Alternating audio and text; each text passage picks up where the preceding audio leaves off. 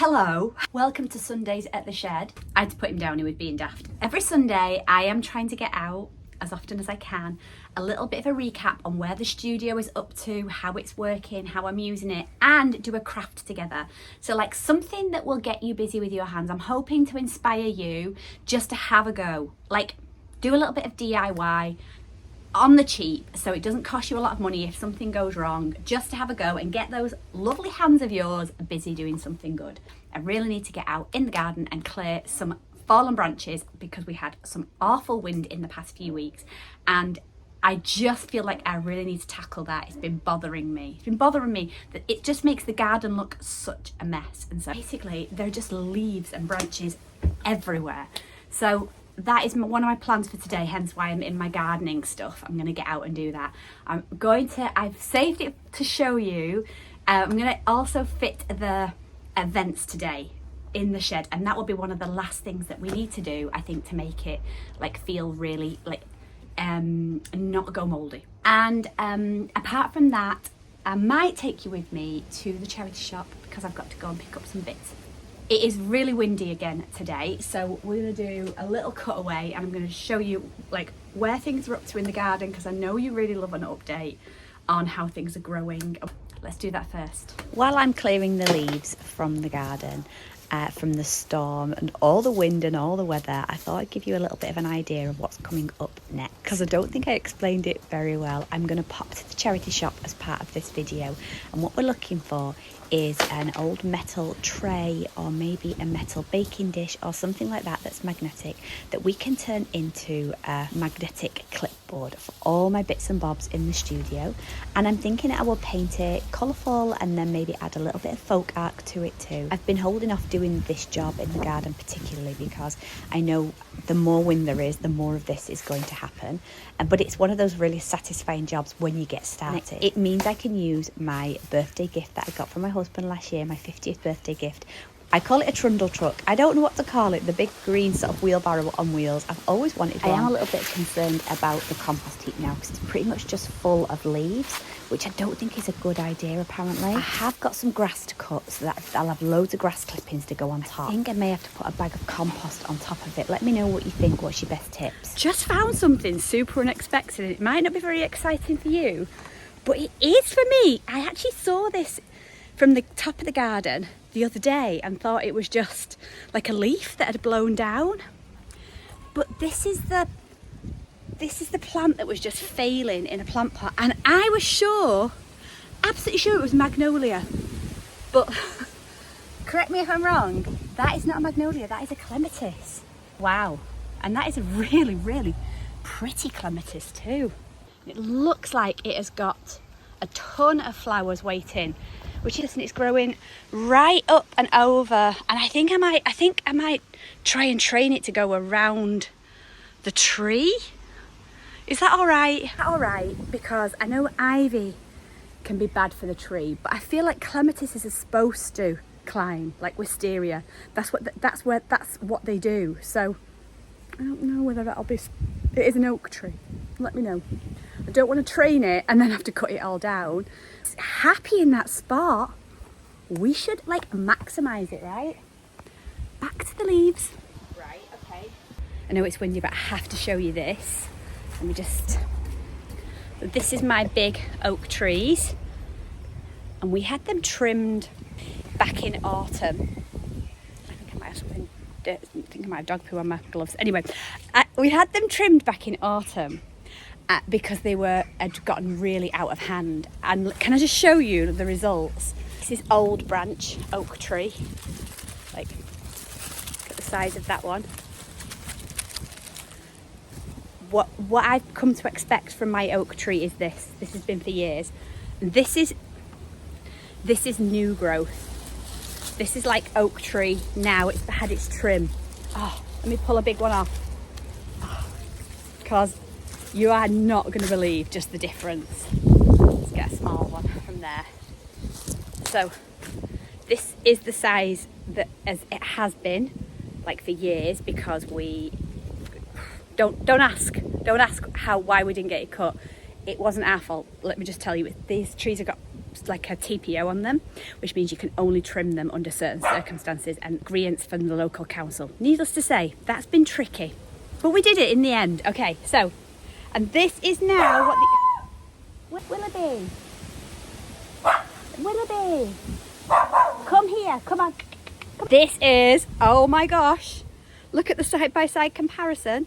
How much huger they are now the tree has been trimmed. If that's not like evidence that your tree sometimes needs a haircut. Please do give me all your composting tips, because I've only ever piled stuff up in the corner. This is also something I've been working on. My St. John's wort got a little bit of wind damage too. It is perfect for wreath making. So I've chopped some off and I'm going to make some small summer wreaths with some strawberry ideas. Also this week, I did make some strawberry stones because somebody had said they're a great way of protecting your strawberries from the birds. Hopefully that'll work. Just look how much the cut and come again flower bed is growing. I have had to do a little bit of maintenance on the veg patch because the radishes have started to bolt, means they get huge and tall. And so I just thought I'll pull a few of them out, give everything else a little bit of space. Pumpkins are growing great. I think I'm going to put them on an arch. Catmint is thriving. The wildflowers are coming through. It is such a good year in the garden this year so far. I am checking every day, but there are hardly any slugs or snails. And the snails I am seeing are tiny. Is that the same in your garden? Also, it looks like it's going to be a bumper fruit crop this year. How exciting! Come to one of my favourite charity shops. I thought we could get out of the shed just for a little bit and I could take you around while I have a look for the tray. Brought a magnet with me so we can check these things are magnetic. And while I'm there, I thought I might as well just talk about how I look for ideas. One of the things that people ask me all the time is that, how do you come up with ideas? I have a whole different range of ways that I collect ideas. I'm a prolific Pinterest user. I'm always on there. Scan, save an idea, scan, save an idea. I'm always looking for things that I would like to make and also things that I think you would like to make. I'm also always looking for ideas that are timeless, that are seasonal, that are old school, that have been around for so long that they've been tried and tested and loved for a long time, because I think that gives you a much greater enjoyment of something that is like a recipe. Do you know what I mean? It's like a recipe that has always been used. And then when I've also got a note in my phone, like on my notes app, where it's like things I'd like to make, and especially if they're repurposed or recycled or something upcycled. When I'm in the charity shop, I will just refresh myself and have a think, what am I looking for? And when I'm around the charity shop, when I'm looking, I'm always looking with those eyes, not just what could come into my home and look nice, but what could have a second life, what could be reused, what could be repurposed, what could be put together. So I thought you might like to come with me and have a good look at this. So what I'm looking for is, this is what I'm hunting for. And as you know, with charity shops, you can't always guarantee that you're going to get exactly what you want. But I am looking for is a tray of some kind of metal tray that we can turn into a magnetic notice board for my studio. So let us go and see what is in there. I am not going to gatekeep this charity shop because it is so good. It's called MPIKA, M-P-I-K-A charity shop in Blackdyke Mills in a place called Queensbury, which is in West Yorkshire. And it's huge and they have a really good turnover of stock actually. It's well worth going and having a look. Let's get stuck in and I'll show you how I approach looking for things. These tins would be absolutely perfect for storage. Plant pots, you could spray them, keep them the same, you could decoupage over them. Bedding and curtain is underrated for reusing the fabric for other things, scrap fabric. I already have a tennis racket that's been made into a mirror, but I think that this badminton racket would be excellent if you wanted to chunky embroider with wool, some shapes in that could be fun. Ties are brilliant, cut up and made into bunting or a garland. The straight bits can be padded and made into wreaths if you join them together. Always worth a look. Oh my gosh, this is on my wish list of things that I really want to do, where you take plastic pots and stack them up and then you make them into a light fitting. You just hang them on a pendant. I would so love to have a go at this if I can find the right ones. I might have to go have a look back actually. Here's what we came for. I'm looking for something magnetic now, metal. That's why I needed the magnet. So we're trying everything just to see. They're probably a little bit small. Oh, This is why I took the magnet, because lots of these look like they're the right thing, but they're just not magnetic. This one was, but I just wasn't feeling the shape and texture. Then I hit the jackpot. I actually found, I feel like this is a bit of a cheat though, because I found an IKEA metal notice board. It would be rude not to bring this home right anyway, even though it's not exactly what I'm looking for. I actually couldn't believe it. The beauty of these places is that they have a ton of picture frames which can be used for so many different things. Add chicken wire to them, you can upcycle the frames. Just always check a charity shop before you go and buy a picture frame. There's always something way nicer. I love the idea of these blue plates becoming some sort of mosaic, but also just using them in the garden as garden edging. And men's shirts are the perfect scrap material again. If you find some cheap ones, it's usually much better quality than you can buy for the price. These were £2.50 each. And never skip an opportunity to look in the scarf basket, because again, they can be used as scrap fabric, garlands, or simply even just to wear, because who doesn't love a headscarf? I hope this gives you a little bit of insight of what I'm looking for and what I'm scanning for when I'm actually at the charity shop. I tend to leave most things behind. Only actually buy things when I'm ready to make the project. So that's why the only thing that came home with me were these little bakeware dishes and some enamel plates ready for our next craft. I'm back. Slight disappointment because I didn't quite get what I wanted at the charity shop, but I did make a detour somewhere else because I was so set on showing you this thing today that I thought I could do it. Right, okay, so we did come back with, oh, where's my magnet gone? Well, sue it for the birds because they're obsessed and I've run out. A little bit more draft excluder to finish off some bits and bobs in here. I did pick up the round ones, as you saw at the charity shop. These were all. Let me find the magnet. I don't know where I put the magnet. Hang on. And now the dog wants to come out as well. What's in my pocket? Anyway, went and got some more. So here's my thinking. We are going to now make ourselves a DIY magnetic board. Oh my gosh, I got so excited about it. A DIY magnetic board, as you saw, needs to be magnetic. So there's a lovely little round one, or another miniature one as well that you could do, which I thought would be cute. I am actually going to keep that one as it is and just pop it on the wall, because I'm going to get to make some magnets myself, and I just thought it'd be a brilliant way of displaying them. I love, I'll just put that up there, we'll see. Might paint on those ones, but I do love enamelware anyway. As you know, as we saw, I struck gold and actually found a magnetic board from IKEA. That wasn't the idea, but all of those things together, the enamel, these bits and this, came to £5. So I'm going to spray paint that at some point, but I'm somewhere up here probably. It'll fit perfectly. And then, because the wood on here is so rough, it's really hard to put things on. So I will do that one at some point, but not today, because that's not the one. Idea in your head. And I couldn't resist, because I thought, this is the idea I had, I wanted to show you. So this is what I was actually looking for. I ended up going to B&M, paid £4 for this one. You could probably get one cheaper, but it's just that was the closest one to me. I figured driving around might cost more in fuel. So I just went to the closest place, and there you've got this, and this is magnetic. Do take the magnets with you, because you do not want to be bringing something home, because not all of them are magnetic. And a really simple spray paint job. Let's go and choose a spray paint. These are my favourites. As you know, I love spray paint. These are my favourite brand. I love it because it's a Montana Gold. I love it because it is really good value. It lasts and it coats everything so well, and it just easily see the colour on the top that it's going to be. And they're a matte finish as well. So what colour do we want it to be?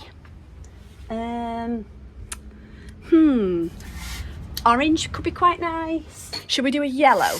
And then it matches my little yellow thing from IKEA too. Let's take yellow, because that yellow, oh, not much left of that one. Maybe we don't do that. What about a lilac? Because that's a really, look at that. Oh, that lilac is such a lush colour. Okay, let's do lilac. I've decided, I've picked. I normally prefer to do this outside. We're just going to make sure the door is open. Just going to spray it very lightly, and just use your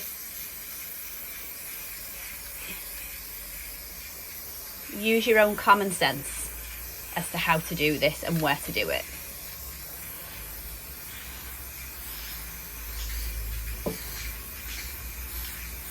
Probably don't need to do the back, but I do like to make sure everything's covered.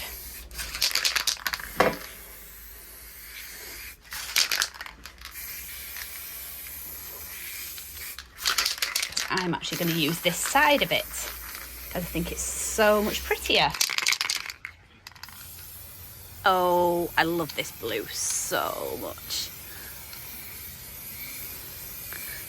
So lovely. I did a yellow one as well. And then I'm going to put 2 coats on this when it's dry. What's going on?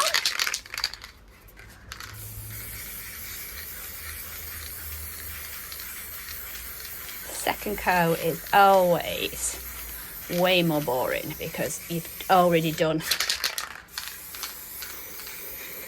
getting all those little nooks and crannies. All right, let's turn that around. The beauty of having a table on wheels means I can just wheel it along.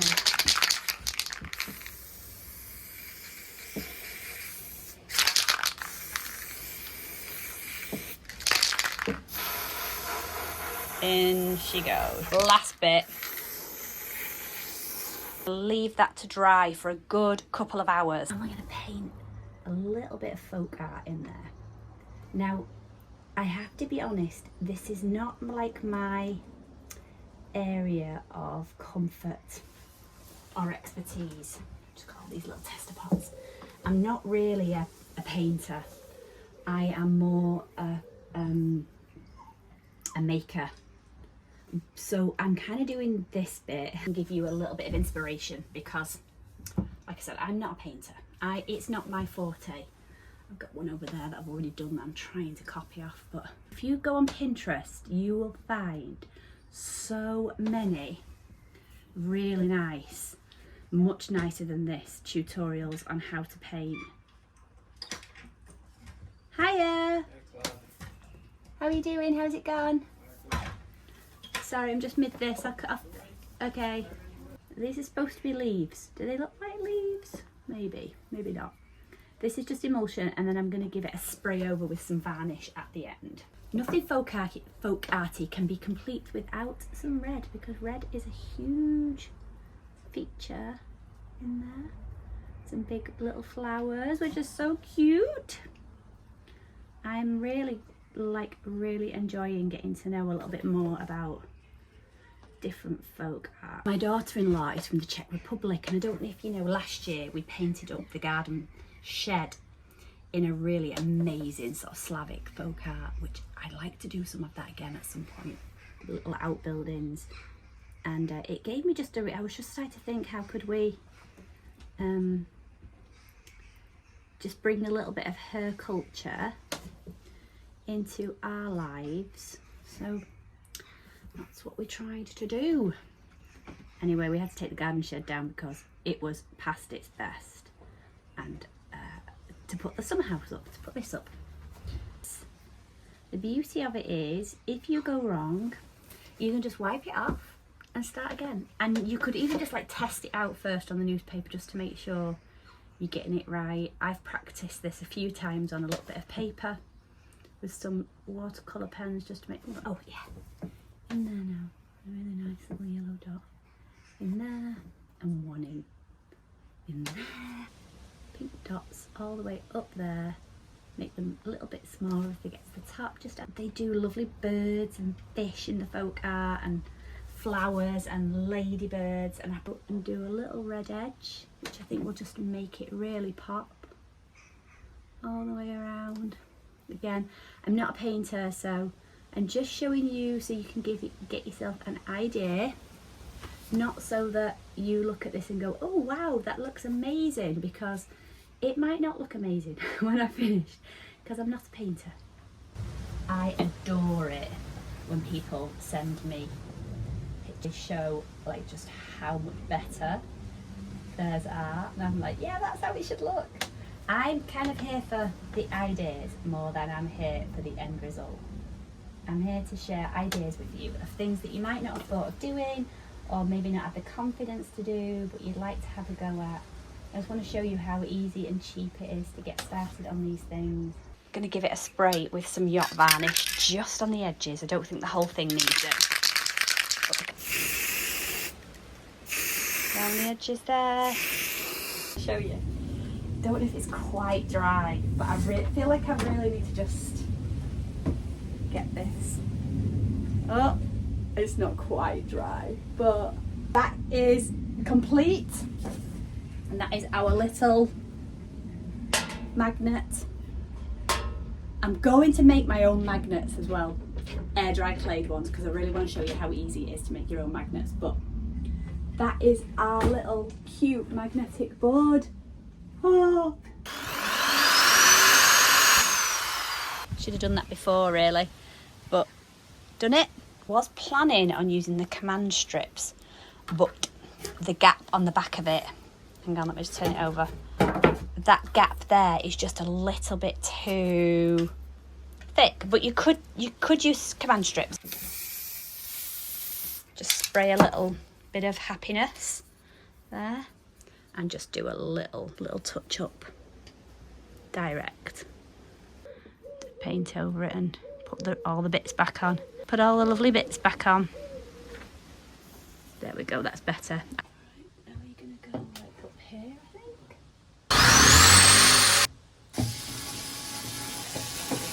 think. There we go. Whoop, whoop. That is how you make a vintage style metal, what are they called? Magnetic board. A magnetic board. That's how easy it is. So yeah, I think that's great. Then the finished article. Come back there. So I've just screwed it straight in. Oh, might be a bit wonky, but and then I think I'll put the other one there. You know, the big white one that I got. Finish those ones off at some point and put them somewhere else. But I haven't got time today. Well, thank you for joining me Sunday at the shed. That is it for another week. I'm not around next week. I've got some prior plans, so I'll be back the week after, and we'll always have lots and lots of things that we can be getting on with. So thank you for joining. If you did enjoy it, why don't you consider subscribing and come back and watch a little bit more of Sundays at the shed, and we'll all get our hands busy doing good things together. I hope it inspired you just to do something, give something a go. Take a different look, going around the charity shops, take a different look at things, look with the eyes of being able to repurpose or remake in some way so that you can just keep your hands busy doing good. So that's it, I'll see you next time.